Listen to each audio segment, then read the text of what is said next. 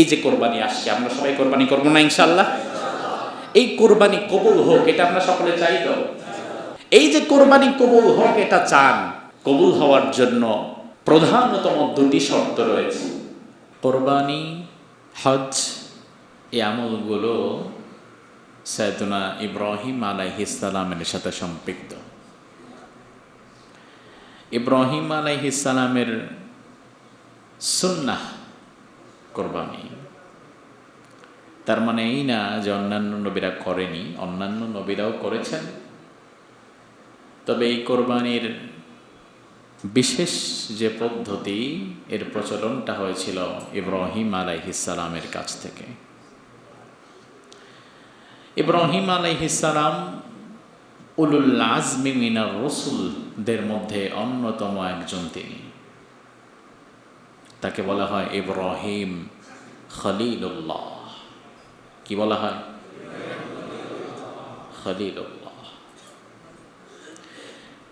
ইব্রাহিম আলাইহিস সালামের মূলত গোটা জীবনটাই কোরবানি।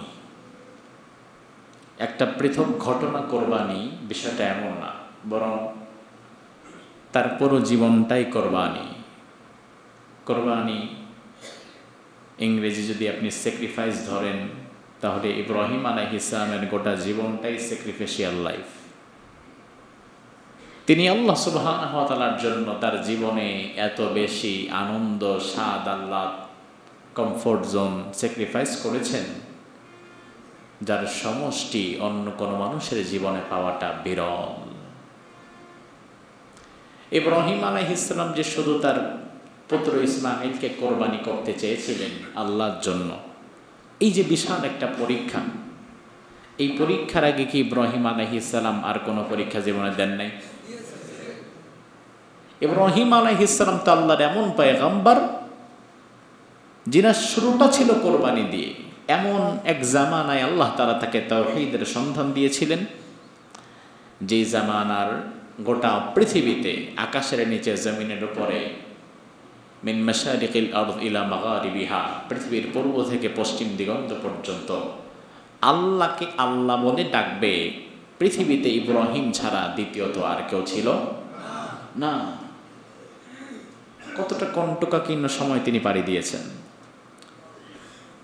তার মা, বাবা, ভাই, বোন, পাড়া পড়শি, প্রতিবেশী, আত্মীয় স্বজন, গোটা জাতি, গোটা সমাজ, রাষ্ট্র ব্যবস্থা সব তার বিরুদ্ধে। সেই জায়গাগুলো থেকে তিনি কোরবানি স্টার্ট করেছিলেন, একের পর এক পরীক্ষা দিয়েছিলেন।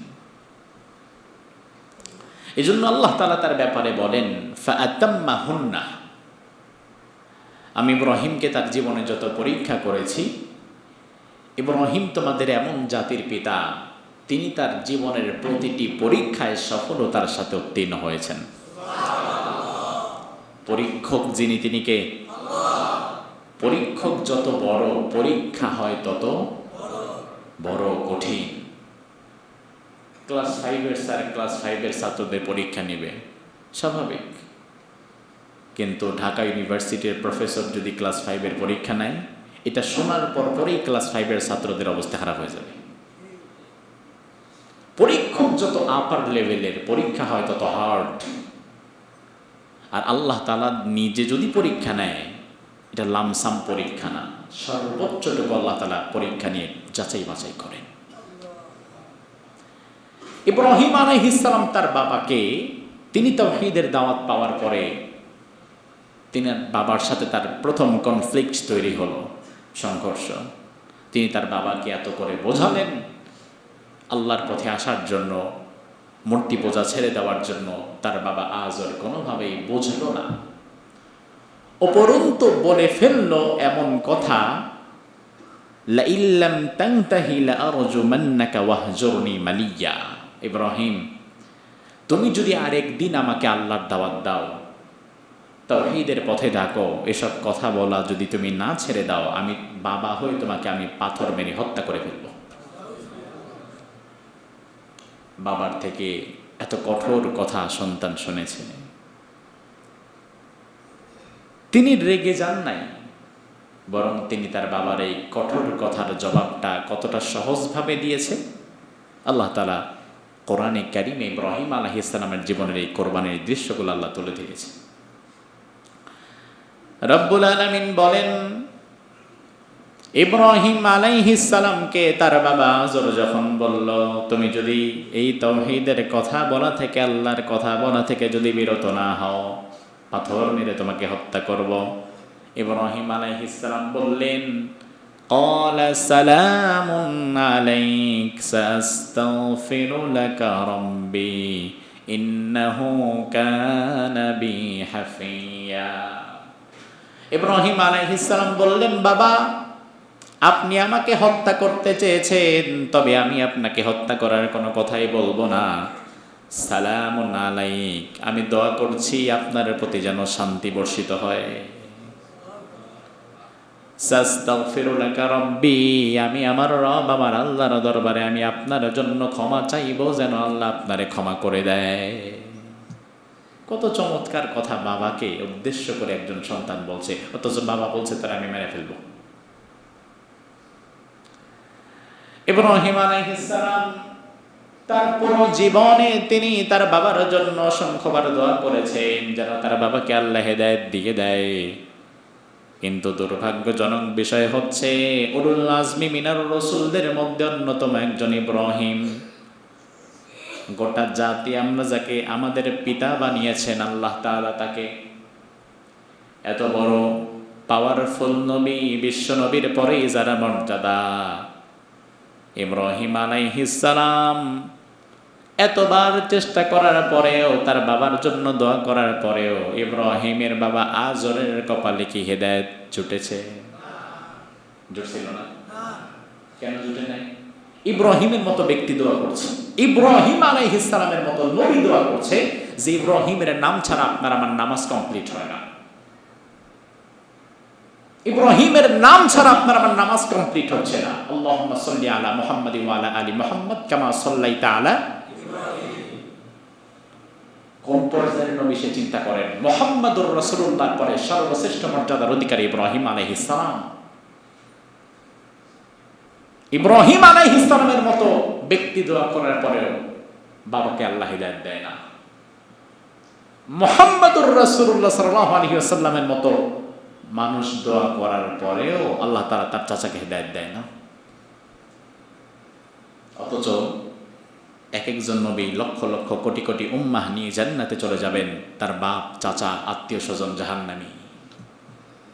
অথচ নবীরা সবচেয়ে বেশি চেষ্টা করেছিলেন তাদের জন্য, কিন্তু তারপরেও হেদায়েত পায় নাই। তার কারণ হচ্ছে, হেদায়েত পাওয়ার জন্য শর্ত হচ্ছে হেদায়েত আগে আল্লাহর দরবারে নিজেকে চাইতে হবে। আপনি যদি নিজে কোনোদিন নিজের পথ পরিবর্তন করতে না চান, আপনি যদি নিজে হেদায়েত না চান, আমার মতো হুজুর কেন, স্বয়ং বিশ্বনবী দোয়া করলেও আপনার হেদায়েত হবে না। কথা কি ঠিক না বেঠিক? আপনাকে তো চাইতে হবে অ্যাট ফার্স্ট, নিজের গতিপথ পরিবর্তনের জন্য আপনাকে সচেষ্ট হতে হবে। ওই যে পারস্যের সালমান ফার্সি হাজার হাজার মাইল দূর থেকে সে হেদায়েত পেয়ে গেছে, আফ্রিকার ইথিওপিয়ার অধিবাসী বেলাল এত দূর থেকে সে হেদায়েত পেয়ে গেছে, অথচ রাসূলুল্লাহর সবচেয়ে কাছের মানুষগুলো হেদায়েত পায় না। তার কারণ আমার আল্লাহ বললেন, ওয়ামান ইয়াতাসিম বিল্লাহি ফাকাদ হুদিয়া ইলা সিরাতিম মুস্তাকিম। আমি আল্লাহর দরবারে অন্তর থেকে একনিষ্ঠভাবে যে হেদায়েত চাইবে, আমি আল্লাহ তাআলা তারে সিরাতে মুস্তাকিমের পথটা দেখাই দিব। সে যত দূরেই হোক না কেন সে হেদায়েত পেয়ে যাবে। আর যে চাইবে না, সে নবীর বাবা হলেও হেদায়েত পাবে। ইব্রাহিম আলাইহিস সালাম ৮৬ বছর বয়স হয়ে গেছে। আল্লাহ রাব্বুল আলামিন ৮৬ বছর বয়স হওয়ার পরে ইব্রাহিম আলাইহিস সালামকে নিঃসন্তান বানিয়ে রেখেছেন। আপনি বিয়ে করেছেন ২৫ বছর বয়সে, এখন আপনার বয়স ৩০। বিয়ে করেছেন ৫ বছর পার হয়ে গেছে, সন্তানাদি হয় না। এখন ৫ বছর পর, ৫ বছর আল্লাহর কাছে কম বেশি চেয়েছেন, দোয়া করেছেন, কিন্তু ৫ বছর পর আর ধৈর্যে কুলায় না। এবার আল্লাহর কাছে দোয়া করা বাদ দিয়া মাজারের মধ্যে গিয়া পড়ে থাকে, এমন মানুষ নাই? তোমার বাবা ইব্রাহিম তো ৮৬ বছর পর্যন্ত আল্লাহ ছাড়া কারো কাছে চায় নাই, তুমি অন্তত সেই বাবার সন্তান হিসাবে ৮৬ বছর পর্যন্ত তোমার রবের উপরে ভরসা করে বসে থাকো। ইব্রাহিমকে যে আল্লাহ তাআলা নিঃসন্তান থেকে উত্তম সন্তানের ব্যবস্থা করে দিতে পেরেছেন, আজকে সেই আল্লাহর সেই ক্ষমতা কি নাই? তুমি কার জন্য অন্য কারো কাছে যাবা, কার জন্য দৌড়াবা? ইব্রাহিম আলাইহিস সালাম নিঃসন্তান থাকা যে আল্লাহর কত বড় পরীক্ষা, ওই দম্পতি ছাড়া এটা কেউ বুঝবে না। তিনি ৮৬ বছর বয়সে আল্লাহর দরবারে দোয়া করে বলে, আল্লাহ রব্বি হাবলি মিনাস সলিহিন, আয় আল্লাহ আপনি মেহেরবানি করে আমার একজন নেককার সুসন্তান দান করেন। ইব্রাহিম আলাইহিস সালামের দোয়াটা লক্ষ্য করেন। তিনি কি আল্লাহকে বলেছেন, আল্লাহ আপনি আমাকে একটা ছেলে সন্তান দেন বা একটা মেয়ে দেন? না, তিনি কি বলেছেন? কি চেয়েছেন? নেককার সুসন্তান। ছেলে মেয়ে ডাজেন্ট ম্যাটার, এটা আল্লাহ তাআলা যেটা চাইবে ওটাই দিবে, কিন্তু আমার চাওয়ার জায়গাটা থাকবে আল্লাহ তাআলা যেন আমাকে একজন নেককার সন্তান দেয়। এখন আমি নেককার সন্তানের দোয়া না করে শুধু বললাম আল্লাহ ছেলে দাও, ছেলে দাও, ছেলে দাও, এমন ছেলে দিল যে ছেলে বড় হয়ে নিজের বাপের মার্ডার করে ফেলেছে। এমন দৃশ্য নাই? তেমন কুলাঙ্গার সন্তান থাকার চেয়ে না থাকাই দোষটা আপনার, কারণ আপনি দোয়া করছেন এক পেশি ভাবে, আল্লাহ ছেলে দাও, ছেলে দাও, ছেলে দাও, দিতেই হবে। আল্লাহ দিয়ে দিছে কালা জাহাঙ্গীর বাংলা ভাইয়ের মতো একটা, এবার দরের উপর থাকেন। এই জন্য আল্লাহ তাআলার কাছে দোয়া করতে গেলেও সাবধান। নবীদের দোয়াগুলো আল্লাহ তাআলা এজন্য কোরআনে ইনক্লুড করেছেন যেন এই দোয়াগুলো থেকে দোয়া করার যেই কার্টিসি এটা আমরা শিখি। ইব্রাহিম আলাইহিস সালামের দোয়া আল্লাহ কবুল করে ফেললেন। কোরআনে আল্লাহ বলেন, ফাবাশশারনাহু বিগুলামিন হালিম, আমি আমার খলিল ইব্রাহিমকে ধৈর্যশীল সহনশীল একজন নেককার সন্তানের সুসংবাদ দিলাম। তখন তার বয়স কত? 86 বছর বয়স।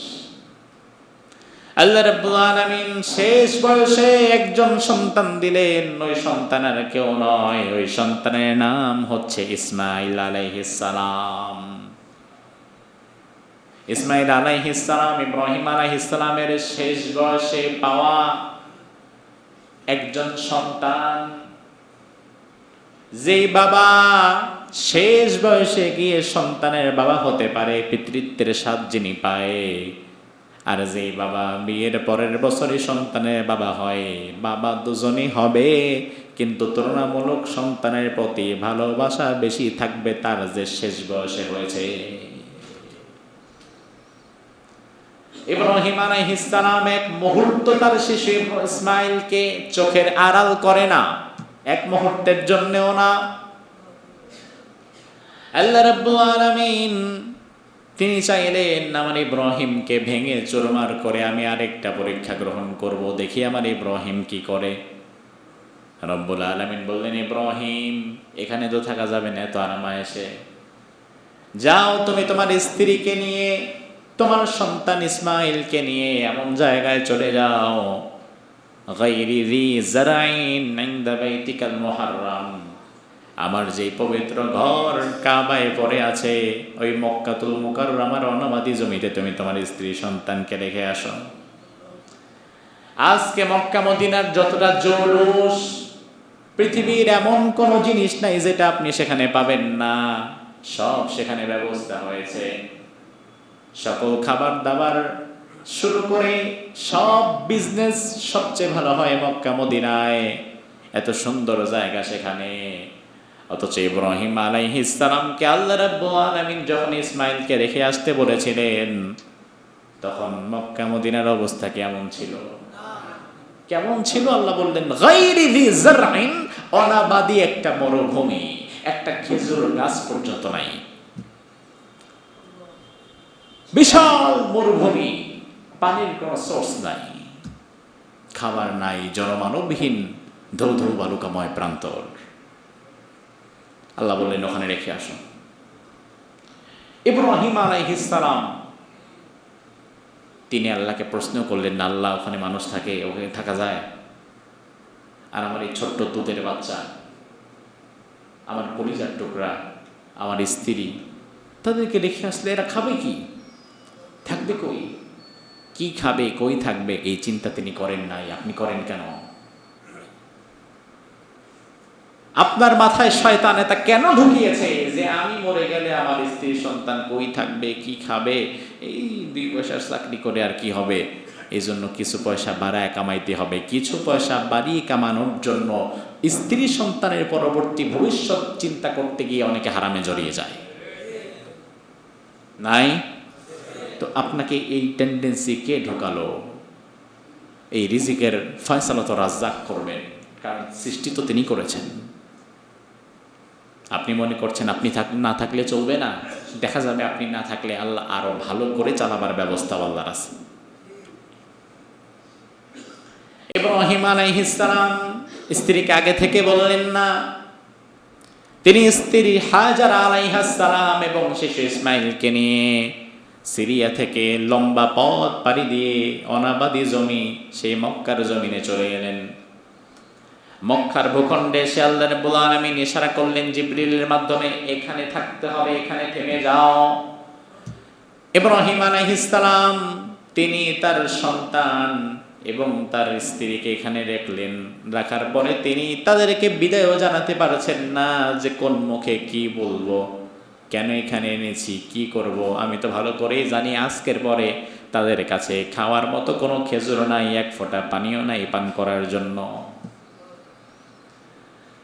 শেষ বয়সের সন্তান এক মুহূর্তের জন্য যাকে চোখের আড়াল করা হয় না, আল্লাহ রাব্বুল আলামিনের একটা অর্ডারে ইব্রাহিম আলাইহিস সালাম পরের দিন কই থাকবে, কি খাবে, মরুভূমিতে হিংস্র হয় না প্রাণী আছে, কোনো কিছুর চিন্তা না করে আল্লাহর প্রতি ভরসা করে এখানে রাখলেন।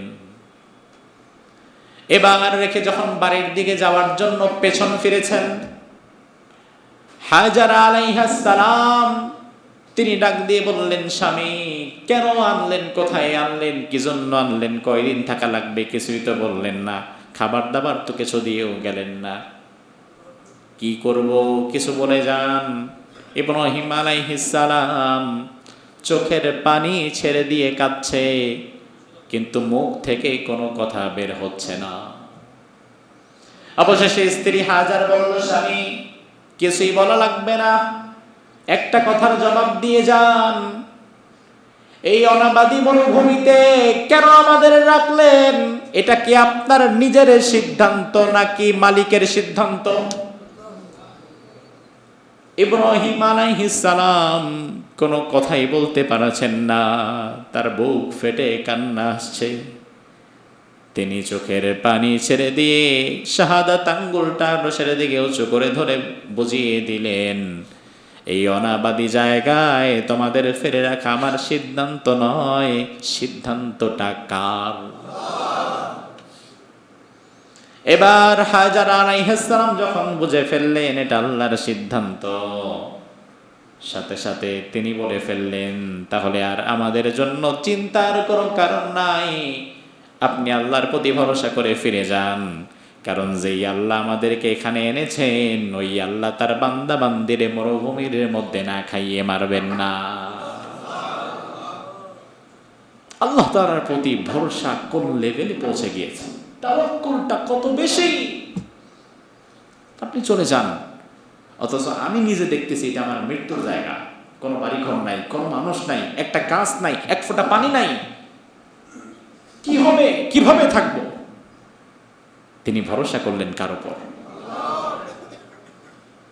ইব্রাহিম আলাইহিস সালাম চলে গেলেন। পরবর্তী ঘটনা আমার মুখ্য উদ্দেশ্য না, আমি ইব্রাহিমের কোরবানিটা বোঝালাম। আল্লাহ তাআলা ওই জমিনে তাদের জন্য উত্তম রিজিকের ব্যবস্থা করে দিয়েছেন, উত্তম পানীয়ের ব্যবস্থা করে দিয়েছেন, মা ও জমজমের ব্যবস্থা করে দিয়েছেন। এই সব ইব্রাহিম আলাইহিস সালামের পরিবারের ফসল। সুবহানাল্লাহ। ইব্রাহিম আলাইহিস সালাম কত বড় কোরবানি করলেন দেখেন। তিনি মাঝে মাঝে স্ত্রী আর সন্তানকে দেখতে সিরিয়া থেকে মক্কায় আসতেন, বছরে 2 একবার, 1-1.5 বছর পরে একবার তিনি আসতেন। আল্লাহ তাআলা ইব্রাহিম আলাইহিস সালামের উপরে তার পরবর্তী পরীক্ষাটা নির্ধারণ করলেন। আল্লাহ রাব্বুল আলামিন কোরআনের মধ্যে বলেন, ফালাম্মা বালাগা মাহুস সায়া ক্বালা ইয়া বুনাইয়া ইন্নী আরা ফিল মানামি আন্নী আযবাহুকা ফানযুর মাযা তারা قال يا أبت افعل ما تؤمر ستجدني إن شاء الله من الصابرين سبحان الله বলেন। ইসমাইল বয়স যখন কৈশোরে পদার্পণ করেছে, ইসমাইল আলাইহিস সালামের ছোট্ট বাচ্চা, তাফসীরে এসেছে 7-8 বছর বয়সের বাচ্চা, 10 বছরের নিচে 7-8 বছরের মধ্যে। ইব্রাহিম আলাইহিস সালাম মাঝে মাঝে আনাগোনা করতেন সিরিয়া থেকে মক্কায়। 7-8 বছরের বাচ্চা বাবার সঙ্গে হাঁটা চলা করে এদিক সেদিক যাওয়া শিখেছে, বাবার হাত ধরে এদিক সেদিক যায়। বাবা যখন মাঝে মাঝে আসে মক্কায়, এমন সময় আল্লাহ রাব্বুল আলামিন ইব্রাহিম আলাইহিস সালামকে স্বপ্নে দেখালেন, আন্নী আযবাহু, ইব্রাহিম তার কলিজার টুকরা ইসমাইলকে জবাই করছে। কি করছে?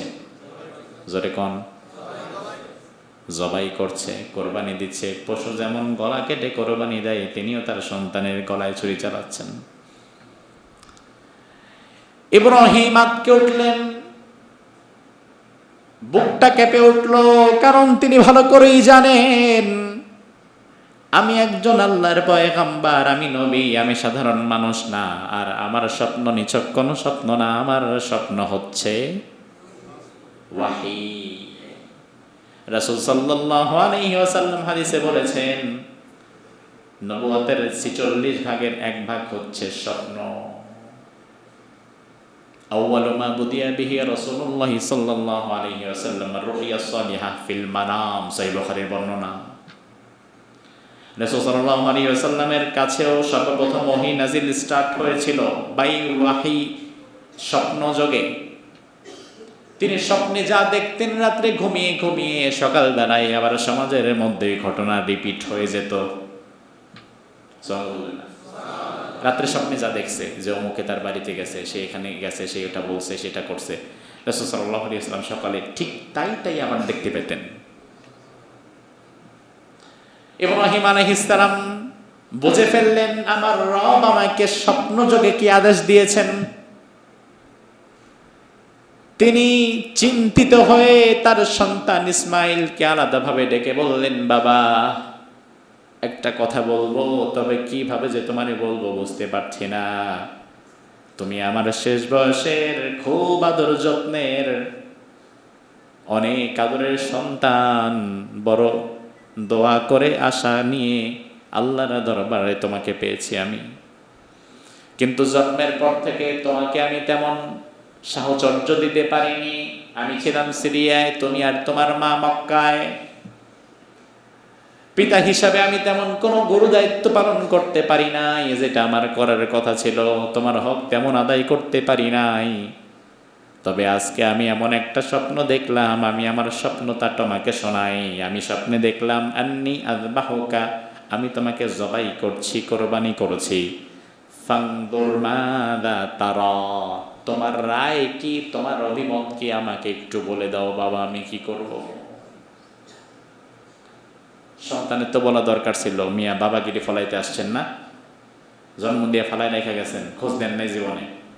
আমি আর আমার মা কত কষ্ট করে থাকছি, আর এখন আসছেন আপনি আবার আয়েশা বলতেছেন না মনে জবাই করবেন। আপনি যদি গিয়ে আপনার সন্তানকে বলেন যে আমি তোমার কোরবানি করবো, জবাই করবো আল্লাহর খুশির জন্য, আপনার সন্তান রাজি হবে? রাজি হবে না?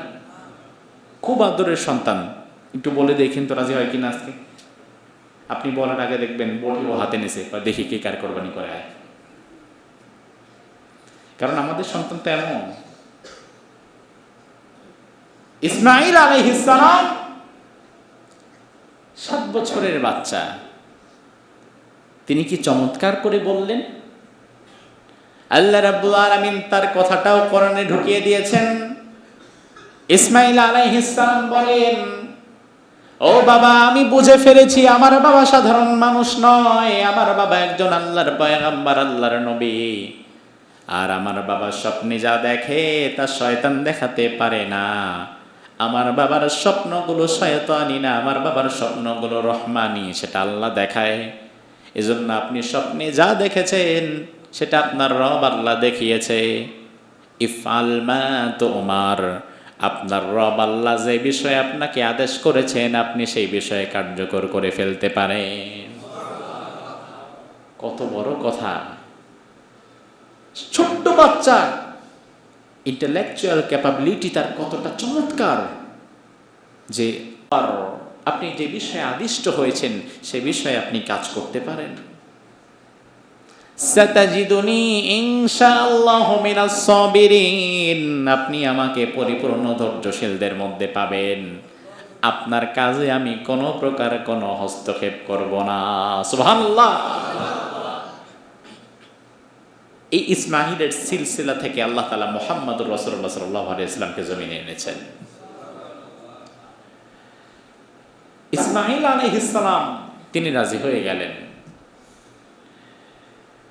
ইব্রাহিম আলাইহিস সালামকে আল্লাহ রাব্বুল আলামিন স্বপ্নে দেখিয়েছিলেন, সরাসরি তো আল্লাহ আদেশও করতে পারতেন। আল্লাহ আদেশ করেছেন তুমি তোমার স্ত্রী সন্তানকে নিয়ে মক্কায় রেখে আসো, ডাইরেক্ট আদেশ। অন্যান্য জায়গায় আল্লাহ ইব্রাহিমকে আদেশ করেছেন, কিন্তু ছেলেকে কোরবানির সময় সরাসরি আদেশ না করে আল্লাহ তাআলা এটাকে স্বপ্ন যোগে দেখিয়েছেন। তার কারণ কি মুফাসসিরিন এর ব্যাখ্যায় বলেছেন, আল্লাহ রাব্বুল আলামিন যদি আদেশ করে ফেলতে ইব্রাহিম তুমি তোমার সন্তানকে কোরবানি করো আমার জন্য, তাইলে গলা কাটার আগ পর্যন্ত, পরিপূর্ণ জান কবজ হওয়ার আগ পর্যন্ত কোরবানি হতো না, আল্লাহর আদেশ পরিপূর্ণ হতো না। এই জন্য আল্লাহ রাব্বুল আলামিন তিনি তো ইসমাঈলের গলা কাটা হোক এটা চান না, তিনি দেখতে চান আমার খলিল ইব্রাহিম, যাকে গোটা মুসলিম মিল্লাতের পিতা আমি আল্লাহ বানাবো, আমার খলিল ইব্রাহিম আমার আইনের সামনে তার কলিজার টুকরা সন্তানকে কোরবানি করে দিতে প্রস্তুত আছে কিনা এটা আল্লাহ দেখতে চেয়েছেন। এই জন্য আল্লাহ রাব্বুল আলামিন ডিরেক্টলি আদেশ করেন নাই কোরবানি করো, ইযবাহ ওয়ালাদাক, এমন আদেশ আল্লাহ করতে পারতেন, সেটা করেন নাই। বরং আল্লাহ বলেছেন, বরং আল্লাহ স্বপ্নে দেখিয়েছেন যে কোরবানি করছি, ছুরিটা হাতে নিয়েছি, শুয়েছি, গলার উপর ছুরিটা চালাচ্ছি। অবশেষে ইব্রাহিম আলাইহিস সালাম তিনি তার পুত্র ইসমাঈল আলাইহিস সালামকে নিয়ে আল্লাহর খুশির জন্য যখন শুইয়ে দিলেন, কোনো কথা নাই, বাবার চোখেও পানি, সন্তানের চোখ দুটো বাঁধা। ইসমাঈল আলাইহিস সালাম তার চোখ বাঁধা, ইব্রাহিম আলাইহিস সালাম চোখের পানি ছেড়ে দিয়ে ছুরিটা হাতে নিয়ে আল্লাহর নাম নিয়ে ছুরি চালাবেন। যখন আল্লাহর নাম নিয়ে ছুরি চালাচ্ছেন, তিনি তো চোখ বন্ধ করে ছুরি চালাচ্ছেন আর ভাবছেন আমার সন্তানের কোরবানি হয়তো হয়ে গেছে। আল্লাহ রাব্বুল আলামিন জিবরিলকে আমিনকে বললেন, জিবরাইল যাও, আমার খলিল ইব্রাহিম তার পরীক্ষা উত্তীর্ণ হয়ে গেছে, আমি আমার ইসমাঈলের কোরবানি হোক এটা চাই না, আমার ইসমাঈলকে সরায়া ওই জায়গায় জান্নাতের একটা দুম্বা ঢুকায়া দাও। ইব্রাহিম আলাইহিস সালাম মনে করলেন কাজ তো হয়ে গেছে। তিনি অবশেষে ছুরিটা চালানো যখন বন্ধ করলেন, বন্ধ করে দেখে ইসমাঈল পাশে দাঁড়িয়ে আছে, একটি দুম্বা নিচে জবাই হয়ে পড়ে আছে। আল্লাহ বলেন ফালাম্মা আসলামা ওয়া তাল্লাহু লিল জাবিন, বাপ বেটা উভয়ই আত্মসমর্পণ করলো কার কাছে? এই আয়াত আমাদের কোরবানির শিক্ষা। আপনি কত বড় গরু কোরবানি দিলেন না, উট কোরবানি দিলেন না, ছাগল কোরবানি দিলেন, এটা ফ্যাক্ট না, কারণ আল্লাহ তাআলার কাছে এটা পৌঁছায়ও না। বরং আল্লাহ তাআলা দেখতে চায় আল্লাহর হুকুমের সামনে আপনি কতটা নত স্বীকার করে সেটা গ্রহণ করছেন, আল্লাহর হুকুমের সামনে আপনি কতটুকু নিজেকে আত্মসমর্পণ করেছেন। এখন কোরবানির আগেও আপনি হারাম ছাড়েন না, সুদ ছাড়েন না, কোরবানির পরেও আপনি সুদ ছাড়েন না, কোরবানির আগেও আপনি হারাম কাজ করেন, কোরবানির পরেও আপনি একই কাজ করেন, আপনার লাইফস্টাইল একই রয়ে গেছে, তাহলে আপনার এই কোরবানি তো শুধু গোশত খাওয়া ছাড়া আর কিছুই না। আপনি তো আপনার রবের হুকুমের সামনে নিজেকে পরিপূর্ণ আত্মসমর্পণ করতে পারেন নাই। আল্লাহ তাআলার কত বড় মেহেরবানি আমাদের উপরে। ইসমাঈল আলাইহিস সালামকে যদি ইব্রাহিম কোরবানি করে ফেলতেন, তিনি তো সেটা চাইতেন যে রব যেটা চেয়েছে সেটাই হোক। তাহলে আজকের যুগেও যদি আল্লাহ তাআলা আমাদের উপরেও চাপিয়ে দিত যে প্রত্যেকের নিজেদের একটা সন্তান হলেও কোরবানি করে ফেলতে হবে, ওই পরীক্ষায় কি করতেন? ওই পরীক্ষা আসলে কি হতো? কত বড় ইহসান আল্লাহর আমাদের প্রতি। আবার আল্লাহ যদি চাইতেন আদম আলাইহিস সালামের জামানার মত কোরবানি হবে, গরু ছাগল উট দুম্বা কোরবানি করবা, যারটা কবুল হবে তারটা আগুন দিয়ে জ্বালায় পোড়ায় ধ্বংস করে দিয়ে চলে যাওয়া যাবে, এক টুকরা গোশত চামড়া কিছুই ধরাও যাবে না, নেওয়াও যাবে না, খাওয়া তো দূরের কথা। কি করতেন? আল্লাহ যদি এমন সিস্টেম চালু রাখতো যে আমাদের কোরবানি করার পরে সেটা ওখানে ফেলে রাখতে হবে, আকাশ থেকে আগুনে সেটাকে জ্বালিয়ে পুড়িয়ে শেষ করে ফেলবে, যারটা কবুল হবে আর যারটা হবে না পড়ে থাকবে, এক টুকরা গোশত আমরা নিতে পারবো না। তাইলে আজকে আপনারা যারা কোরবানি দেন এই নিয়ম আসলে কি দিতেন না? কথা কয় না, দিতেন না?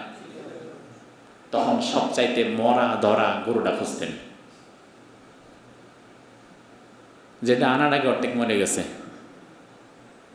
তখন 10 লাখ টাকার ডোনাল্ড ট্রাম্পের মতো এত সুন্দর গরু খুঁজতেন না। বাজারে গড়ে উঠছে, গরুর নাম রাখা হয়েছে কি? শুনছেন তো তাইলে আপনারা নাকি দেখছেন? চেহারা কিসের মতো? এই ট্রাম্পের মতোই চেহারা। আল্লাহর কি সৃষ্টি! গরুর মতো একটারে বসাই দিছে আমেরিকার সুপার পাওয়ারের জায়গায়। ঠিকই আছে, গরুর চেহারা না, গরুর বুদ্ধি যা আছে ওর মাথায় ততটুকুও নাই। তো আল্লাহ তাআলা যদি এমন নিয়ম করে দিতেন যে এক টুকরা গোশত খাওয়া যাবে না, তাহলে কে কতটুকু স্যাক্রিফাইস করতে পারতেন, কে কি কোরবানি দিতেন? এই জন্য আল্লাহ তাআলা যে আমাদের জন্য সহজ রেখেছেন নিয়মটা, এই জন্য আল্লাহ শুকরিয়া আদায় করা দরকার না? আলহামদুলিল্লাহ বলেন জোরে একবার। আল্লাহর হাবিব সাল্লাল্লাহু আলাইহি ওয়াসাল্লাম জামিআত তিরমিজির 1493 নম্বর হাদিসের মধ্যে বলেন, মা আমিলা আদামিয়্যু মিন আমালিন ইয়াওমান নাহরি হাব্বা ইলাল্লাহি মিন ইহরাকিদ দাম ইন্নাহা লাতাতি ইয়াওমাল কিয়ামাতি বিকুরুনিহা ওয়া শারিহা ওয়া আযলাফিহা। কুরবানির দিন বনি আদম যত আমল করে, যত নামাজ পড়ে, যত দান সদকা করে, যত যাই করে না কেন, ওই দিন আল্লাহর দরবারে সবচেয়ে প্রিয় আমল হচ্ছে একটি পশুর রক্ত জমিনে ঝরানো। ওই বনি আদম সে তার সামর্থ্যের আলোকে যে পশুটি কোরবানি করেছে, আমি আল্লাহর দরবারে ওই পশুর চামড়া, ওই পশুর রক্ত, ওই পশুর পশম সব আমি আল্লাহ উত্তীর্ণ করে নেই। ওই পশুর শরীরে পশম থাকবে যতটা, তত নেকি আমি আল্লাহ তাআলা তার আমলনামায় দিয়ে দেই। কত চমৎকার কথা! অথচ আমরা নিজেরাও বলি আমরা কোরবানি করি কার জন্য? কথা বলেন, আল্লাহর জন্য না? তো আল্লাহর জন্য যদি করেন, আল্লাহরকে কি দেন? কিচ্ছু দেন না। গোশত আপনার রক্ত পানিতে পড়ে যায়, চামড়া বিক্রি করে ফেলেন, মগজটাও আপনার, কলিজাটাও আপনার, পায়াগুলাও আপনার, সবই তো আপনার। তাহলে আল্লাহর জন্য বলতে আল্লাহরে আপনি দিচ্ছেন কি? আল্লাহ বলেন, লা ইয়ানালাল্লাহা লুহুমুহা ওয়ালা দিমাউহা ওয়ালাকিন ইয়ানালুহুত তাকওয়া মিনকুম। তোমাদের কোরবানির পশুর রক্ত, গোশত, চামড়া, হাড়, মাংস কোনো কিছুই আমি আল্লাহর দরবারে আসে না, আমার দরকারও নাই। তবে আমি আল্লাহ যেটা চাই সেটা হচ্ছে তাকওয়া। তুমি অন্তর থেকে আমার জন্য আসলে কাজটা করছো কিনা। তুমি যদি অন্তর থেকে আমার খুশির জন্য কোরবানি করে থাকো, তোমার পশুর সব গ্রহণ করে আমি আল্লাহ তাআলা তোমাকে নেকি দিয়ে দেব। এই জন্য কোরবানি যাদের সামর্থ্য আছে অবশ্যই দিতে হবে। রাজি আছেন না ইনশাআল্লাহ? কোরবানি করাটা ওয়াজিব। কোরবানি করা কি ওয়াজিব এবং ফরজ। শুনতে দিক সেদিক হলেও শারঈ দৃষ্টিকোণ থেকে এটা কিন্তু ফরদিয়াতের কাছাকাছি, ফরদিয়াতের পর্যায়ে পড়ে। ওয়াজিব শব্দের অর্থই হচ্ছে আবশ্যক। ওয়াজিব শব্দের অর্থ কি? আল্লাহ যেটা আবশ্যক করে ওটা আপনার জন্য কি সুন্নাত না নফল? ফরজ, দিতে হবে। সামর্থ্য থাকলে কোরবানি করতে হবে, এটা ওয়াজিব। মুসলমানদের জন্য সামর্থ্য থাকলে কোরবানি করা কি? দুর্ভাগ্যজনক হচ্ছে পশ্চিমবঙ্গের নতুন সরকার, বিজেপি সরকার যারা এসেছে পশ্চিমবঙ্গে, আলহামদুলিল্লাহ আমি যখন গিয়েছি আমি দেখেছি বিগত দিনে ধর্মীয় অনুশাসন পালনে তারা যতটা স্বাধীনতা পেত, বর্তমানে সেই স্বাধীনতাটা আর পাচ্ছে না। পশ্চিমবঙ্গে মমতা বন্দ্যোপাধ্যায়ের তৃণমূল কংগ্রেস হেরে যাওয়ার পর শুভেন্দু এবং তার দল বিজেপি যারা ক্ষমতায় এসেছে, আসার পরেই তারা মুসলিমদের রীতিনীতির উপরে নগ্ন হস্তক্ষেপ করে আজান দেওয়াটাকে টোটালি বন্ধ করে দিচ্ছে। আমি দেখলাম সেখানকার এক ভাই, যেহেতু অনেকদিন সেখানে প্রোগ্রাম করেছি ভারতের বিভিন্ন জায়গায়, আমাকে হোয়াটসঅ্যাপে একটা ভিডিও পাঠালো। তাদের পাশের একটি মসজিদে নামাজ পড়তে দাঁড়িয়েছে কিছু মুসল্লি, সেখানে উগ্রপন্থী হিন্দুরা ঢোকে ঢোল তবলার বাঁশি বাজাচ্ছে।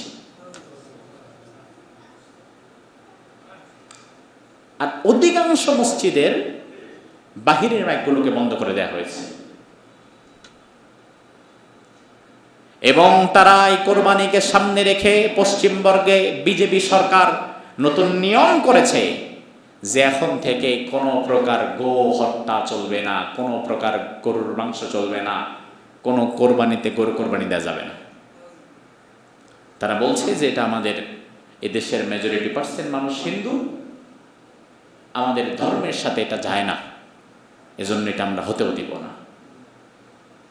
অথচ তারা আবার নিজেদেরকে দাবি করে যে তারা ধর্ম নিরপেক্ষতা বিশ্বাস করে, অর্থাৎ সকল ধর্মই তাদের কাছে সমান। বরং এটা মিথ্যা কথা। বরং এই জাতি হচ্ছে পৃথিবীর মধ্যে অন্যতম নিকৃষ্ট ধর্মীয় উগ্রবাদ লালন করার জাতি। আপনি দেখেন যে তোমার ধর্মের সাথে যায় না, তোমার দেশের মেজরিটি পার্সেন্ট হিন্দু, এজন্য তুমি আজান বন্ধ করে দিবা, গরু জবাই বন্ধ করে দিবা। এই থিওরি যদি আমি গ্রহণ করি, আমার দেশের মেজরিটি পার্সেন্ট মুসলিম, আমার দেশের সাথে তো মূর্তি পূজা যায় না, শিরিক তো ইসলাম সাপোর্ট করে না, তো আমি তো চাইলে তোমার দেশের হিন্দুদের ঠাকুরের পূজাও বন্ধ করে দিতে পারতাম। ওটা তো আমি করি নাই। এজন্য বাংলাদেশে কোন মন্দিরের মূর্তি পূজাকে ইসলাম সমর্থন করে? এটা কি ধরনের গুনাহ? শিরিক। এটা কি? সবচেয়ে জঘন্যতম নিকৃষ্ট অপরাধ শিরিক। কিন্তু আজও পর্যন্ত কোন মন্দিরের মূর্তি পূজা আমি বন্ধ করছি যে মূর্তি পূজা করবেন না, এটা ইসলাম সাপোর্ট করে না। আরে ভাই, তারা তো মুসলমানই না, তো তাদের কাছে আমি আমার কিসের আইন পেশ করব? এজন্য বাংলাদেশে যে সহাবস্থান আছে, বাংলাদেশের হিন্দুরা মন্দিরে যায়, 12 মাসে 13 পূজা করে, ঠাকুরের পূজা করে, আমরা যেমন বাধা দেই না, ভারতের পশ্চিমবঙ্গ সহকারে গোটা ভারতে মুসলমানেরা গরু জবাই করবে, কোন উগ্রপন্থী হিন্দুরাও যেন বাধা না দেয়। তার কারণ আমি তো আমার ধর্মের বিপরীতে যাওয়ার পরেও তাকে বাধা দিচ্ছি না, তুমি কেন বাধা দিবা? কোন হিন্দুকে রাস্তার সামনে দাঁড় করায়া জোর করে আমি তো বলছি না আল্লাহু আকবার বল তারপরে তোরে যেতে দিব, আল্লাহু আকবার বল তারপরে তোর দোকান খুলতে দিব। আমি তো নির্লজ্জ বেহায়া না যে আরেকজনকে জোর করে আমার আল্লাহর নাম নেওয়াতে হবে। আমার আল্লাহর তো এত অভাব পড়ে নাই যে আল্লাহর নাম নেওয়ার লোক নাই। আমি তো রাস্তায় কোনো হিন্দুকে দাঁড় করে জোর করে আল্লাহু আকবার বলাতে আসি না। তো তুমি কেন তোমার দেশে একজন মুসলমানকে জোর করে ধরে তাকে জয় শ্রীরাম বলাও? তুমি কেন বলাও? তোমার নামের এত অভাব, তাকে ডাকার লোক নাই? নির্লজ্জ, তোর এত টাকার দরকার, তুই ডাক বৈশা বৈশা, আরেকজনকে কেন জোর করিস? আমি তো কাউকে জোর করি না আল্লাহু আকবার বলতে। বরং গোটা দুনিয়ার সব মানুষ যদি আল্লাহর জিকির ছেড়েও দেয়, আল্লাহর জিকির নেওয়ার জন্য পৃথিবীতে আরো শত শত হাজার হাজার মাখলুকাত আছে না নাই? আল্লাহ বলেন সাব্বাহা লিল্লাহি মা ফিস সামাওয়াতি ওয়া মা ফিল আরদ, আকাশে এবং জমিনে যা আছে সব জিকির করে কার? আল্লাহ বলেন তুসাব্বিহু লাহুস সামাওয়াতুস সাবউ ওয়াল আরদু ওয়া মান ফিহিন ওয়া ইম মিন শাইইন ইল্লা ইউসাব্বিহু বিহামদিহি ওয়ালাকিন লা তাফকাহুনা তাসবিহাহুম। সব তো আকাশ এবং জমিনে যা রয়েছে সব আল্লাহর জিকির করে। আপনি মনে করবেন আমি জিকির না করলে আল্লাহর আবার কি হবে? আপনি আমি কেন, গোটা দুনিয়ার সবাই যদি আল্লাহর জিকির করা বন্ধ করে দেয় কি হবে? 200 কোটি মুসলমান আল্লাহর জিকির করবে না। অথচ আমাদের সাভার এলাকার মাটির নিচে পিপিলিকা আছে কত হাজার হাজার কোটি, তার খবর নাই। এই সব মাখলুকাত গুলা দিনে রাত্রে জিকির করে কার? জোর করে কেন আরেকজনকে বলাতে আসবেন? এটা তো ধর্মীয় স্বাধীনতা নয়। এই স্বাধীনতায় তারা হস্তক্ষেপ করছে। দুর্ভাগ্যজনক হচ্ছে আমার দেশে সব সময় যেই সরকারি ক্ষমতায় আসুক না কেন, তারা একটু ভারতকে তোয়াজ করে চলে।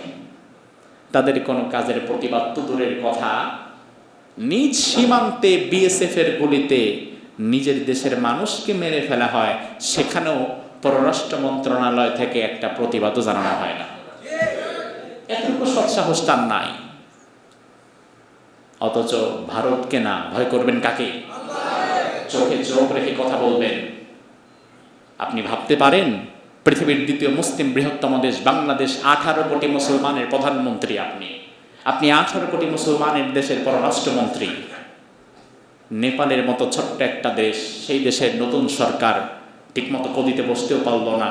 জেনজি সরকার বালেন্দ্র শাহ, তার সাথে কথা বলতে এসেছে ভারতের পররাষ্ট্র সচিব। বালেন্দ্র শাহ ডিরেক্টলি বলেছে আমার সাথে কথা বলতে কোনো সচিব টচিব চলবে না, স্বয়ং নরেন্দ্র মোদীকে পাঠাও। তো এটা যদি সে চোখে চোখ রেখে কথা বলতে পারে, তুমি কেন পারো না মিয়া? তোমার কিসের কমতি আছে?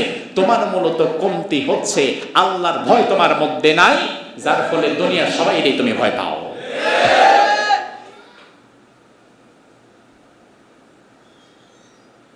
আমরা ভারতের মুসলমানদের জন্য দোয়া করি, আল্লাহ তাআলা যেন দিন প্র্যাকটিস করা তাদের জন্য সহজ করে দেয়। বলি আমিন। এই যে কোরবানি আসছে, আমরা সবাই কোরবানি করবো না ইনশাআল্লাহ? এই কোরবানি কবুল হোক, এটা আমরা সকলে চাই তো? চান না? কে কে হাত তোলেন দেখি। সবাই চায়। এই যে কোরবানি কবুল হোক এটা চান। কবুল হওয়ার জন্য প্রধানতম 2টি শর্ত রয়েছে। কয়টি? 1 নাম্বার হচ্ছে এই কোরবানি হতে হবে শুধুমাত্র কার জন্য? আপনার নিয়তকে বিশুদ্ধ করতে হবে। নিয়তে গরমিল থাকলে 30 লক্ষ টাকার উটের কোরবানিও গ্রহণ হবে না। আপনার নিয়তকে বিশুদ্ধ রাখতে হবে। সোশ্যাল স্ট্যাটাস মেনটেনের জন্য কোরবানি দিবেন না, সামাজিক মর্যাদার জন্য কোরবানি দিবেন না, যে আমি এত বড় মানুষ, মানুষ আমাকে চিনে, এই বছর যদি আমার কাছে টাকা পয়সা নাই, ঋণ করে ধার করে এরপরে আবার বিশাল বড় কোরবানি দিতে হবে কারণ স্ট্যাটাস মেনটেন করতে হবে। এমন মানসিকতা থাকলে তো আপনার নিয়তের মধ্যেই ভেজাল। এজন্য নিয়তকে বিশুদ্ধ করতে হবে। 2 নাম্বার শর্ত হচ্ছে আপনার কোরবানি করতে হবে হালাল উপার্জন থেকে। কি উপার্জন? কি উপার্জন? আমাদের দেশে যত মানুষ কোরবানি দেয় সবাই কি হালাল থেকে দেয় না হারাম থেকেও দেয়? হারাম থেকেও দেয়। আমি তো চিন্তা করি হারাম থেকে না দিলে 30 লক্ষ টাকার উট গরু দেওয়ার মতো মানুষ খুব কমই ছিল।